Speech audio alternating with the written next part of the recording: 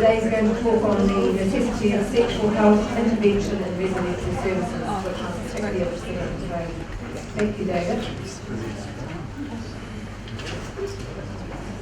Okay, I think maybe we seem to be a little bit of an unlikely participant in making this form, coming from the Ministry of Social Development, as opposed to health or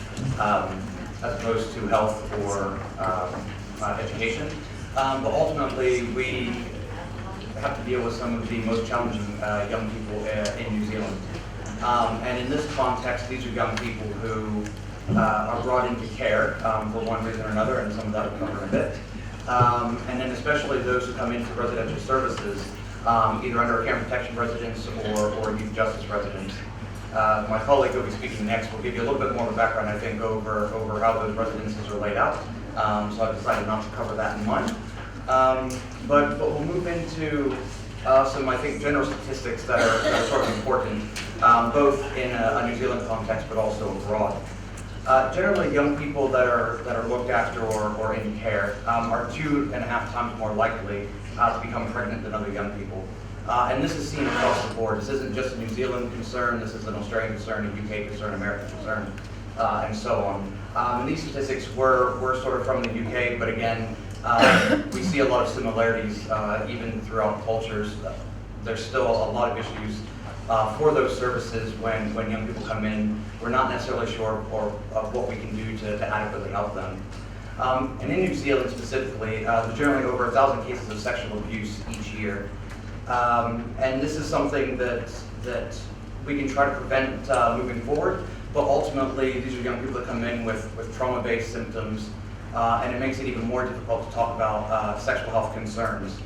There was a study conducted in the UK. Now this was about a decade ago, maybe a little over.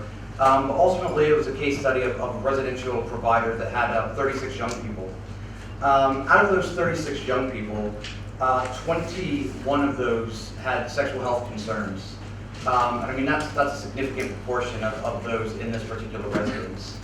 And with that, 6 of those have committed sexual offenses. And we're talking young people between the ages generally of 13 to 16, sometimes slightly younger, sometimes 17, but generally in that age range.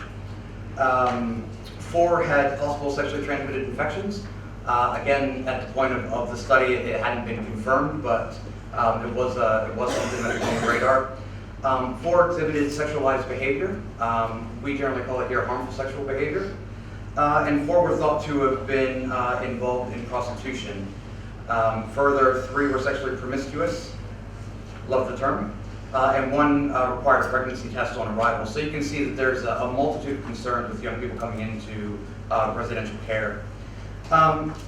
Specifically in New Zealand, there was some work done about 4 years ago through our ministry looking at sexual health compared to the rest of the young people in general population.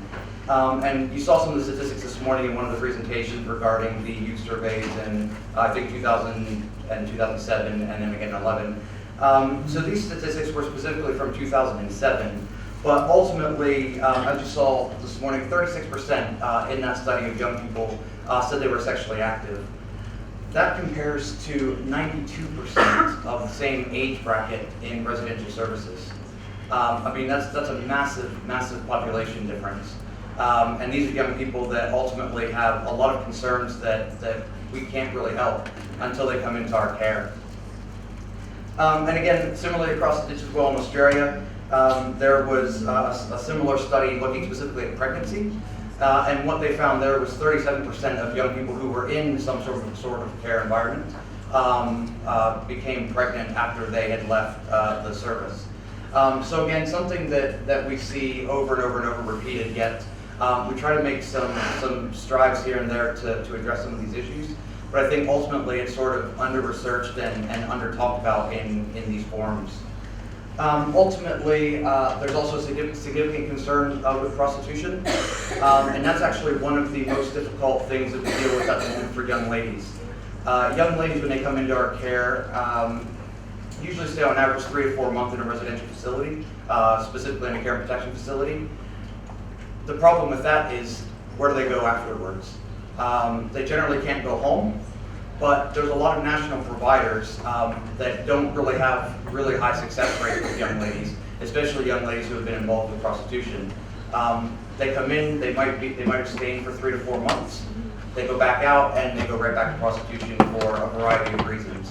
And that's why it's important that we try to focus more on efforts to prevent that instead of just saying, okay, well, hopefully 4 months is going to be enough time to forget about it and move on, because just sitting there and doing nothing isn't really helping these young people.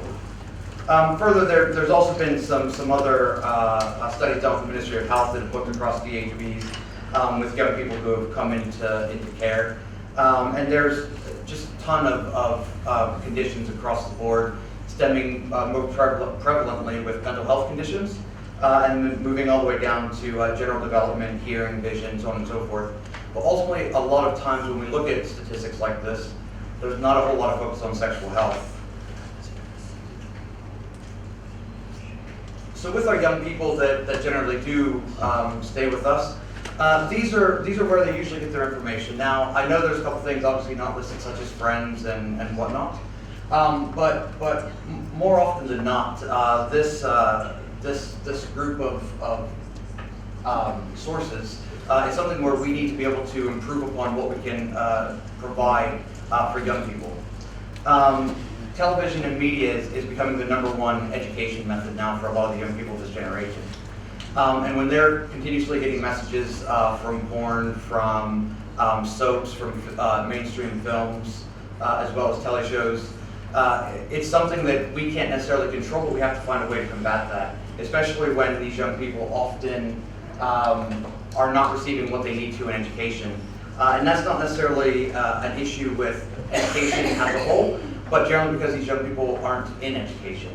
The majority of the young people that come to us have been stood down from 3, 4, 5 schools. They may have been enrolled in 10 to 12 schools over the last 4 or 5 years. And a study that was done in Australia showed that roughly 35% of those who are in care complete secondary school compared to 80% of the general population.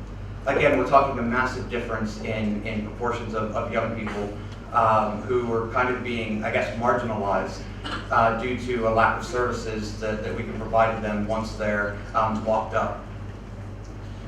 Parents, again, we also expect, and I know a lot of times when we focus on sexual health in the community, we want parents to be actively involved in working with the young people, teaching their children about sex and relationships and whatnot.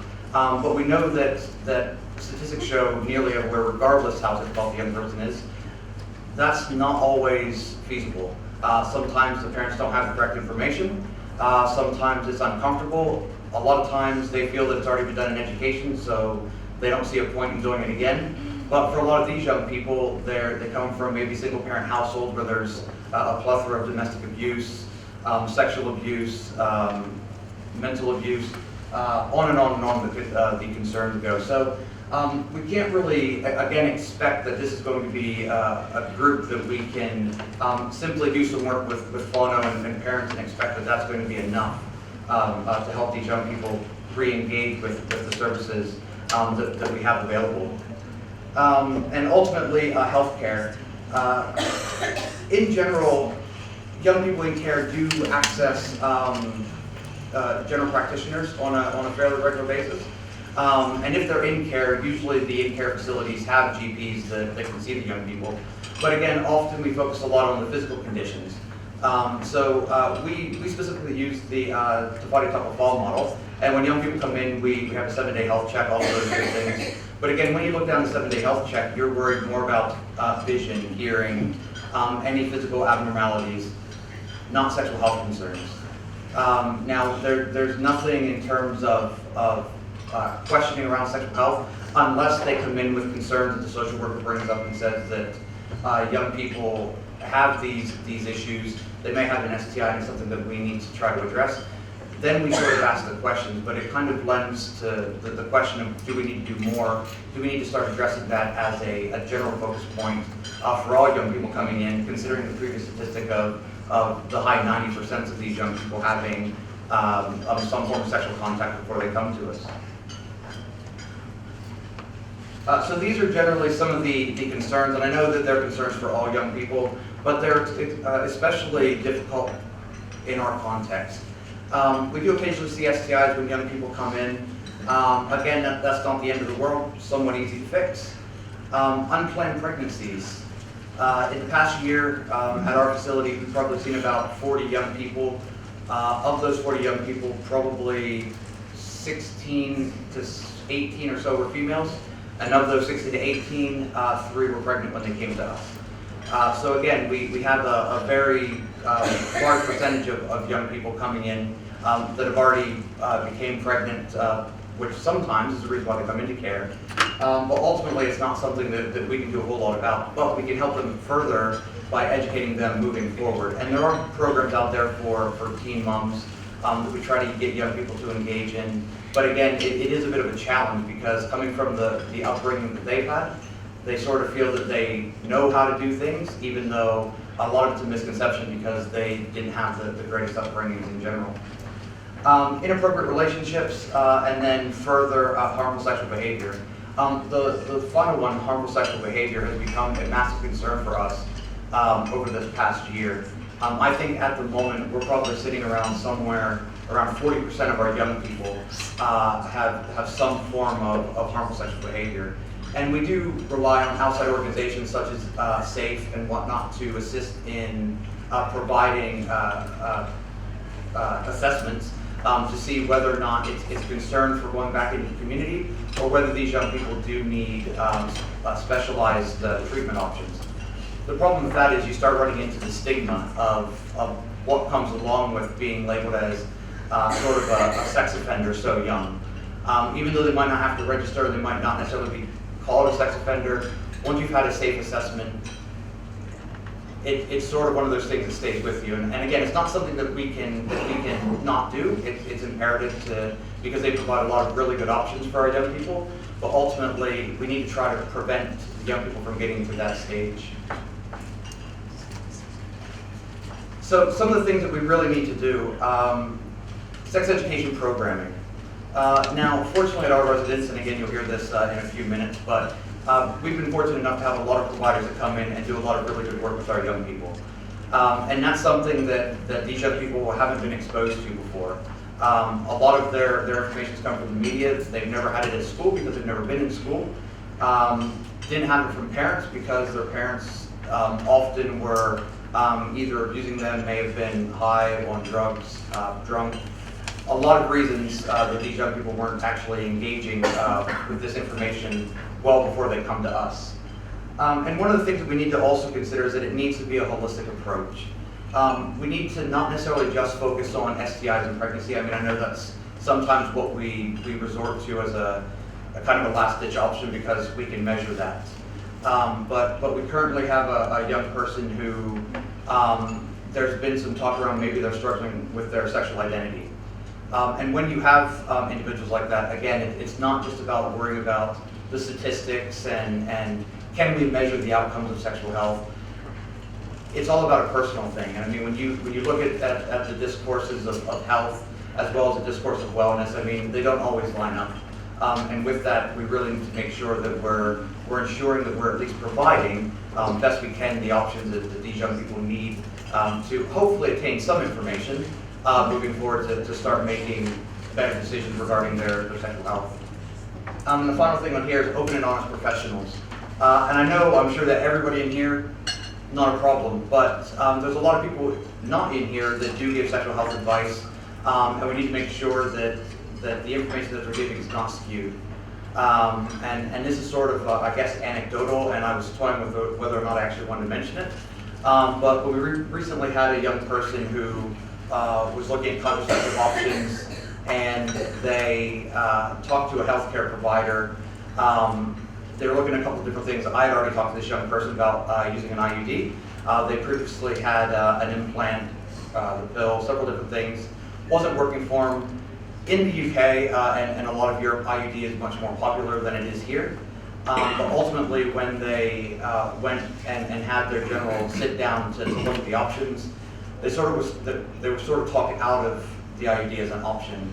and went back to the implant. And again, this may work for this individual this time, but knowing that it had sort of ill effects last time, we sort of have to be careful that the young person's not just having it done to tick off a box that CIFS is requiring before they go out, because often we try to do work with our young people to ensure that when they leave our care, they have some type of contraception that they can rely on.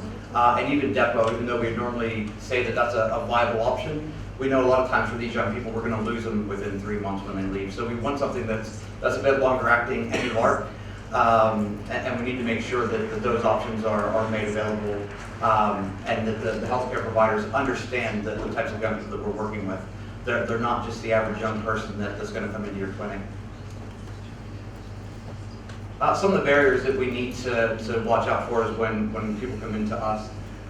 When we're trying to deal with sex education and whatnot, we're also fighting through learning difficulties, people who have intellectual disabilities, people who come in and have HORS funding, those who come in with neurodevelopmental disorders such as fetal alcohol. It's very difficult to try to formulate an education plan around sexual health for these young people, especially when they're mixed in context with the more able functioning young people that we have. And with that, it's just very, very difficult. So when we have providers come in, we always make sure that they understand that this is a range of people that we're working with, but it's something that we need to be conscientious of. And finally, a lack of engagement. There are some young people who just ultimately do not want to hear what you have to say. They want a baby, they don't want a baby, they know how to handle themselves, and it's really difficult to get them to engage in the programming, and also with the health care providers, whether it be our nurses or whether it be with family planning or a GP offsite. So just a couple of things, I guess, moving forward, is some things we really need to look at to make sure that we can ensure that these young people in care are adequately taken care of. And first and foremost, I think that requires some type of policy initiative.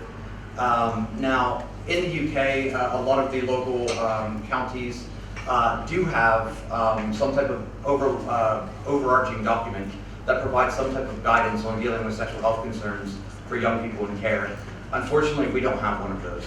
And it's something that I think we need to look forward to. And it can't just be a residence by residence approach. It needs to be something that's developed across the ministry, not just MSD, but also health and education as well. Ultimately, they hold the key to helping our young people. Training for staff, we try to do this on a regular basis. A lot of our providers that come in do a really good job of providing adequate training for staff to help them be able to answer young people's questions when they're not there. Ultimately, these staff members work with these young people or youth workers. They're not sexual health experts. So we do need to give them at least a base level of understanding to be able to provide that continuity of care throughout the week. Provide context for outside professionals, and that kind of goes back to the example that I gave previously. We do just need to make sure that when we are dealing with outside professionals, especially once we leave residence, that those individuals are fully aware that these young people, the context they come from, they may have been sexually abused, they may have intellectual disabilities, whatever it may be. It takes a very different way to approach them. And this is where issues of consent and everything else come up when it comes down to whether or not they're able to make an informed consent over contraceptive options. And then most importantly, working with CIFS. I know sometimes we have, I guess, a burden of trying to weigh what the most important thing is for these young people, and we try to work with Bono. We try to make sure that the placement options that we can offer will be successful. Sometimes it is, sometimes it's not, and it's not because we aren't trying to do that. A lot of it is that there are just a lot of barriers that we need to try to overcome. And in the sexual health context, it's just one of those things that I think we just need to work together a bit better, especially those well above me sitting in Wellington, across the ministries to ensure that we can improve the outcomes for our young people. Thanks.